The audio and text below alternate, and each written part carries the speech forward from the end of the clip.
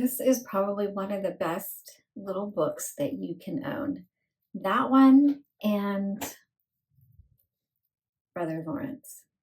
Outside of the Bible, these two are ones that I always keep handy.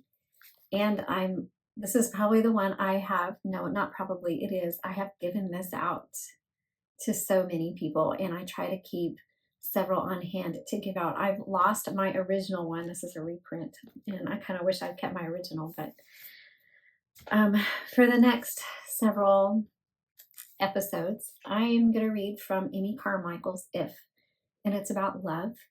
And this one challenges me so much. So let's go ahead and get started with today's reading. If love through me, love of God, make me like thy clear air, through which unhindered colors pass, as though it were not there. Powers of the love of good, depths in the heart divine, O love that falleth not, break forth and flood this world of mine. We all want to love and be loved, and the issue is we struggle with love, receiving love and giving love. But today I want to talk about the place of zero.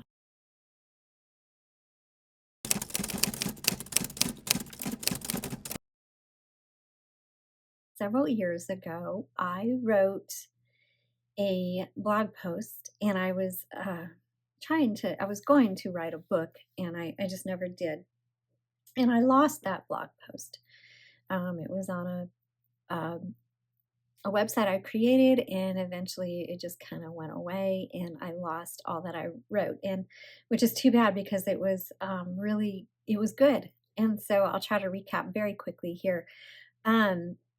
But the whole idea was, for most of my life, I have not had lots of friends. I have not been someone that people run to or think of. I'm easily forgotten, I guess you could say, very marginalized. And in reality, it seems like everybody feels marginalized in some way or another, which is why I think we have this explosion of people wanting to create special interest groups around themselves and then losing sight of themselves, or creating up, honestly, I think they're just creating up things that can bring them attention. People want to feel special, and they want to feel like they're different from the rest of the crowd. And in doing so, they lose their identity. They lose what makes them special.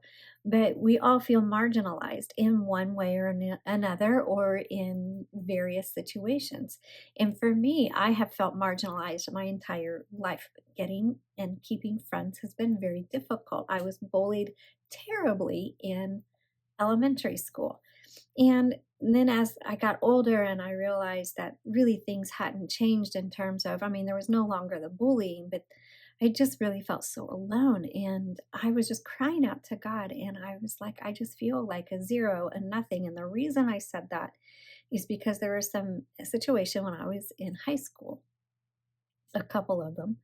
I went to a very large high school, and my senior year, they would assign us lockers, and when you're a senior, you usually get the premium spots or whatever. And by the time I got to my senior year and I registered, they had put me in this little nook that was just way away from everybody. It was like it was the nobody area. Like you weren't even a loser. You were a nobody. And it was, I just remember feeling so, I know it sounds trite, but back then it was very much a statement of nobody wants you. You have nobody you want to be around. All of these other popular spaces are taken.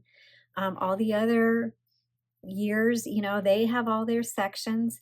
We have nowhere to put you. So we're going to put you over here in the nobody section because nobody wants to be near you. And then I was listening to the radio one day, real close to that, and I was home by myself. I had been home early being a senior. I didn't have a full schedule. And I remember them saying something on the radio I was listening to. And he said, yeah, you have your jocks and your popular people and whatever, and you even have your nerds. And he goes, and then there's the nobodies.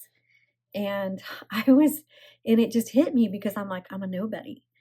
And and then several years later, I had a similar situation come up where I was literally rejected by somebody, someone I was trying to make a friendship with, and we had gotten together a few times, and I enjoyed her company. And I just remember reaching out to her one day, and it's like, oh my gosh, I look forward to seeing you again. And she's like, yeah, I just don't have any margin in my life for you. And that just ripped me up because I'm like, nobody has margin in their life for me. And that's when I went home and wrote this article called The Place of Zero. And the reason why it was so amazing was as I had just laid out on the floor and was crying out to God and said, what is going on, Lord? I feel so marginalized. I feel so insignificant. And it was then that he met me and just said, you know what? It's the place of zero is where I meet people, is where I can do something with you. And that's the whole point of us just emptying of ourselves and getting to the point where we can actually step into intimacy with him, where we get to a point where he's like, I can actually do something with you now because you've come to the end of yourself. And for me, it was such a place of joy. I was like, wow, I do. I meet you here. Every time I cry out and I feel alone, you meet me. And the place of zero is where God always meets me. And so I want to encourage you that if you feel marginalized or forgotten, just remember that God meets you in that place of zero.